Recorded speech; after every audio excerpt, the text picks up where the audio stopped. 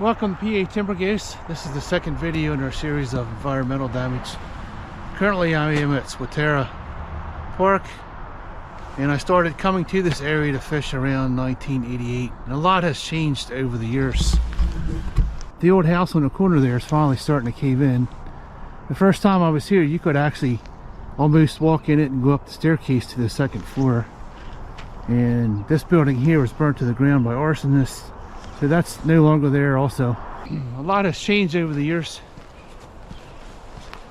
since I first started coming here to fish. The pond down the road on the left, first time we were here, I pulled a 4-pound bass out of there with my fly rod. It was starting to fill in and it was only about 20 or 30 yards wide. Now the pond has been remade. It's much larger and deeper. This area still kind of looks the same.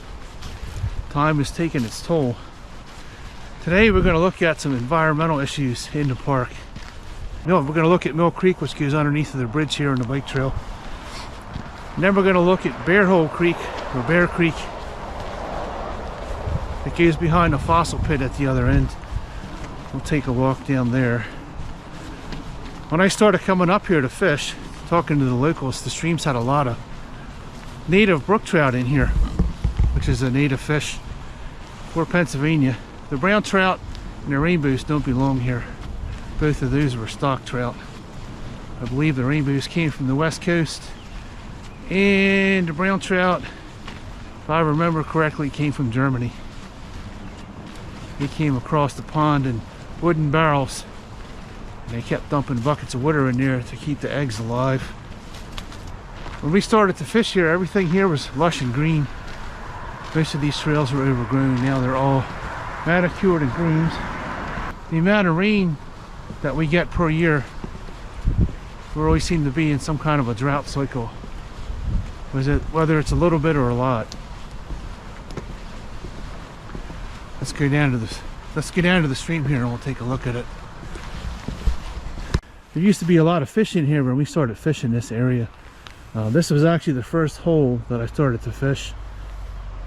There's still one beam left up on top there. We'll take a look at it. It's enormous, but there was an entire wall of beams that went down around this corner, so it kept the corner from blowing out and taking the road out with. At the time we started to fish this, I believe it was around 88 or 89. Everything in here was like a lot of other areas. It was lush and green. We had a lot of water. The water was fairly cold, and lately a lot of this has been drying up. But there used to be a lot of brook trout in here. We used to pull smallmouths out of here. You could get into one hole, you could pull 20 or 30 fish out. You could go down the stream to the next hole, pull 20 or 30 out, all the way down to the Swatara. Once you got into the Swatara, you really didn't catch anything but shiners. The pH in the Swatara is very high from all the slag piles that are on both sides of the road here. We'll also take a look at them. There's a dump down the road. We'll walk back in there. But as far as you can walk in both directions, whether you go this way or this way, they are all slag piles from coal mining. They were just flattened out and trees are planted on top of it. So everything in here kind of grows and it dies. It grows and it dies because the soil is so poor and it's very dry. So there's a lot of thorns and pickers in there. What are the three contaminants in the stream and the contaminants that run into Swatara? The biggest one would be the high pH water. Every time it rains, it goes over top of the coal slag.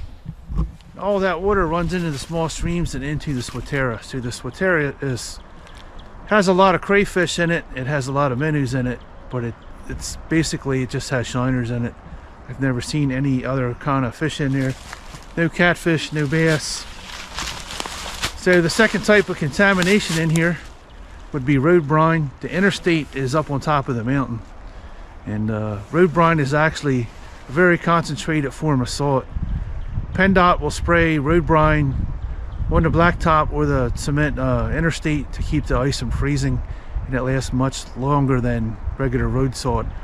Road salt, when you put it on the road, it just kind of bounces and piles up on the shoulders.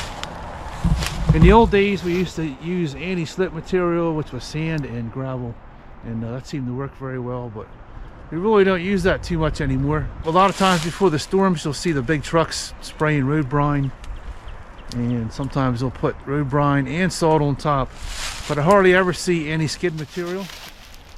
So the first contamination is the runoff from the coal and the coal slag. The second one is road brine, and the third one would be herbicides and pesticides.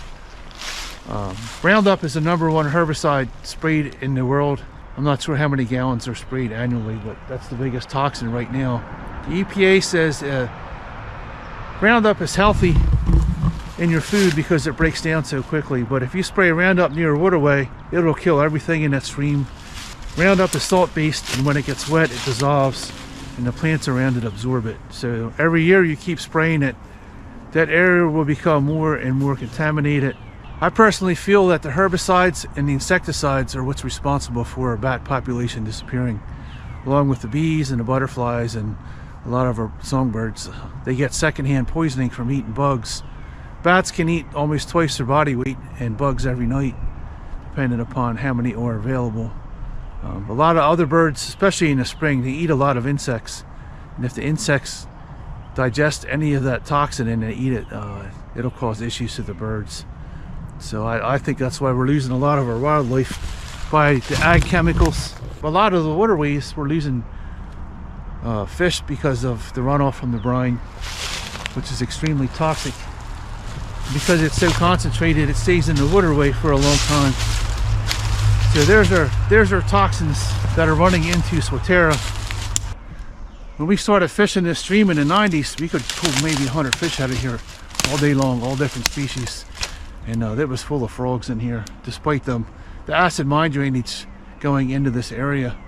So what could have been done different in here? They could have put topsoil in here like other states like Kentucky. They must restore the property to the way it was before they started to mine it, which means they'll cover it with topsoil. Plant native trees that belong there and warm season grasses to try to restore the habitat back where it was. Let's take a walk down the road. We'll look at this big beam on the other side, and we'll take a look at a dump which is on the right side of the road. So we'll be right back.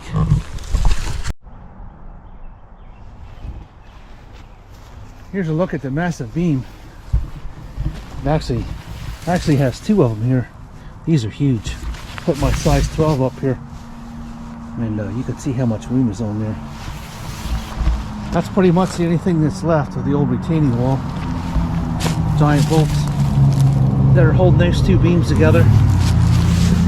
This is a very cool area when we first start coming here. There's a lot of wildlife in here. You could stand up on top of this wall and you could hear spring peepers everywhere. It was almost deafening. There were so many of them. And now we're looking down in. There's the bridge over there. This is Mill Creek, and I was standing over there. But the retaining wall went all the way across here, and it kind of tapered off down here. But even if you stand up here and look, there's really you can't see any fish in the minnows or anything in the shallows. This whole area is quiet. It's eerily quiet, which means there's some ag chemicals in there. The runoff from the coal mine slag probably isn't the biggest issue. The other one would be the brine. The headwaters of this goes up across the road into the farms, and there's probably a lot of ag runoff coming down that stream, which is a death sentence for anything in that waterway. The slag piles on the other side of here, I'm not sure how deep it is, but in the winter when all the leaves are off, you can see how much of it there is. It goes for miles. It goes all the way down to Sand Siding Road. I know in Kentucky their laws are different with mine reclamation. They have to cover everything with topsoil and put everything back to the way it was. The trees, the grass, streams, everything has to be repaired. Now we'll go down here and look at the dump, which is on the right hand side here. This big opening here on the right before the pond parking lot is where the dump was. So basically we're just going to do some bushwhacking here. This is like a time capsule from the past. It's much easier to see in here because you don't have all the leaf cover. Lots of thorns, but I'm not sure how long they were dumping trash back here, but you could pretty much find anything you wanted from the past if you dig around in here enough.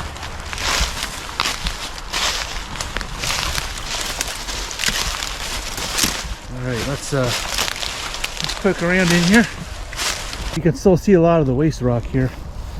It's kind of piled up and it goes up around here.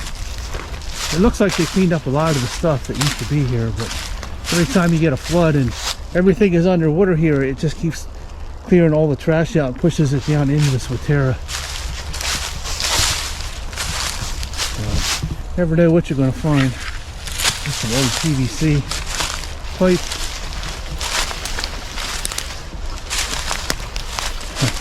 There's an old coal bucket.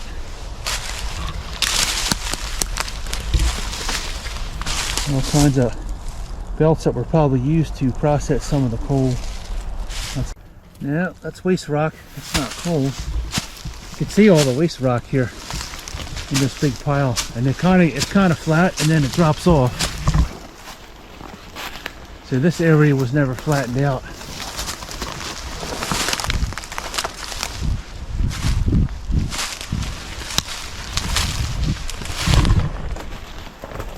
Definitely could be a nice area for a restoration project. You can bring some heavy equipment in here and level everything out. Try to pick out the trash and old tires and rubber. Put some topsoil in here. Spray it with some manure or some kind of fertilizer, and it would definitely help. Mill Creek, which is to the left of me right now, would stop a lot of the drainage going into that small stream and give that stream a better chance to heal from all the contaminants that are in there. Here's a slag pile here.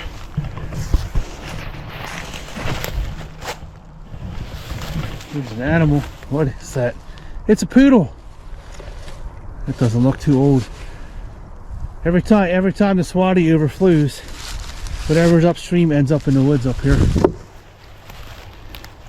Here's a big flat area. This is what I'm talking about. Coal has a lot of heavy metals in it, and that's basically what acid mine drainage is. You have a lot of minerals coming out of here. You can see how it's starting to rust. Luckily that stream isn't orange. Scientists got a grant to figure out how to make lithium batteries from acid mine drainage. Basically what they do is they run the water through giant settling pools, and all the minerals, because they're heavy, they settle to the bottom, and then they make batteries from them. I'm not sure how many years that's going to take. I know they got a grant from the government, but you can see how much slag is here. This could be 20 feet deep. This could be 50 feet deep. It goes all the way around. This was capped off with topsoil and some nice warm season grasses we're planting on here. It would definitely help a lot of this place go back to where it used to be before it got mined out. Let's take a look over this side here.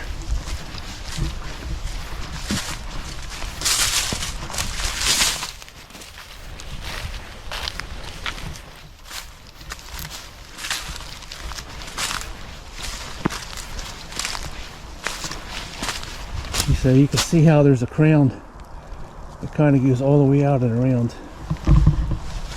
both directions. And then if you look across the stream, everything over here is coal slag all the way up to the bike trail, and then it goes all the way down to Sand Siding Road. So you can imagine how many contaminants are running into the Swatara every time we get a heavy rain event. I think a lot of the trash and the garbage that was in here has probably been blown out because there's so much water rolling through here. It's just pushing it downstream. Then it goes into Swatara, which is rolling. And we get these high water events. It could be 10 feet high, and then it ends up in the Susquehanna and goes out into the bay. Okay, so there's spot number one. Now we will go down to the fossil pits and we'll take a look at that area. We're headed for the fossil pit now. This road definitely has changed. All the trees are cut back and it's not lush and green like it used to be. There used to be an abundance of wildlife in here. The First time we fished Wagner's Pond up there, I pulled a 4-pound largemouth out of there. That pond was only about 20 or 30 yards across, and I couldn't get the fly out of its mouth. Hunting partner got the fly out of the bass's mouth while I held it. It inhaled that pretty deep, and we released that fish unharmed. And then shortly after that, a man and his son came running out around the pond. There's a bear! There's a giant bear behind the pond. So we got in the car and left. We came down to Bear Creek. I think that's the name of it, behind the fossil pit here, and then we fished that all the way up to the interstate, and it was full of native brook trout. We had a lot of fun catching them. They were pretty tiny. They fight, and they are very beautiful. So we'll take a quick pan around here and look at some of these trees in comparison to the trees that were around the waste rock piles. Okay, we're going to start on the right, and you can see how the trees are not stunted. Everything looks healthy back here. The woods are coming alive as it gets warmer. The buds are coming out on the trees. Everything here is very healthy, other than the infestation issues, which I went over on the last video. But waste rock is very hazardous to the environment. All that acidic water runs into the Swatara, which damages many ecosystems. Almost every waterway in Pennsylvania is impaired in some shape or form. Bear Creek down here we're going to look at has a road brine issue. It is thermally polluted from the water coming off the interstate that you can hear roaring in the background.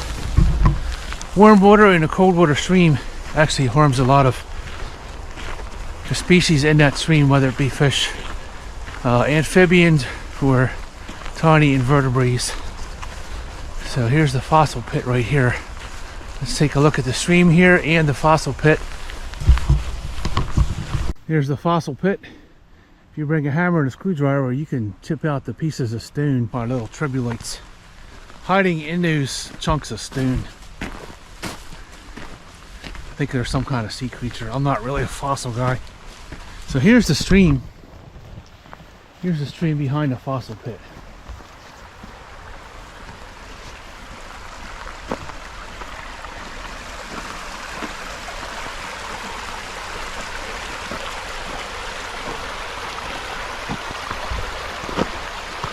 There's actually two streams. There's one that goes this way, and there's one on this side. And as shallow as that looks, even in here, you could still catch tiny brook trout out of there. As long as that water is clean and stays healthy. And over here, even like underneath where that log goes across, you could drift a fly in there. Pull some beautiful native brook trout out of there. But since PennDOT switched to a brine solution on the highway, which is up above here, all that concentrated salt is going into that stream. So is there a way to not pollute the stream and destroy the fish, if there are any left, which I'm not sure if there is or not. I'm not sure about that. I think it'd be better if you just use rock salt mixed with the anti-skid material, what would be much more environmentally friendly. Very beautiful. It's still very beautiful back here. Still doesn't look like it used to the first time I was here. What's changed since they made this a road? This was actually Swoops Valley Road, not Bear Hollow Trail. It got renamed. So now it's wider and all the divots in the road are gone. And what happens now is in the springtime is the turtles will come out, because they're amphibians, they're cold-blooded, and the frogs and snakes will lay on the road here and get warm. And every Saturday in the summer they open the gates and you can drive down here at 10 miles an hour. And we found quite a few box turtles on the road that were crushed. Unfortunately they were still alive, but their shell was smashed. And a lot of the snakes that come out on the trail, and the frogs. Now, being what time of year it is, almost the beginning of April. The woods should be alive with spring peepers, which I've only heard one so far up there at the pond. And even the wood frogs are pretty quiet. Got some bird life in the background, but no frogs of any type are peeping, and they should be. Another sign that you have some environmental issues going on at Swatara. Insecticides act as a neurotoxin. They shut down pretty much everything in your body, which controls all of your body functions as far as breathing and eating. They're very effective, and the more that creeps into the environment, the less wildlife you have. But most of us don't notice that while we're cruising down here on our bike down the trail, and not really paying attention to what used to be here and what is not here anymore.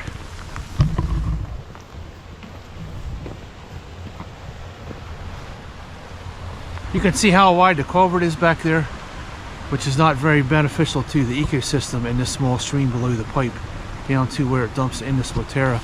This area had a lot of brook trout in it because the water was cold. There was a lot of cover hanging over sides of the bank, and it was very hard to fish. In some places it was only a few feet wide, but you could still pull small brook trout out of here, which were all native.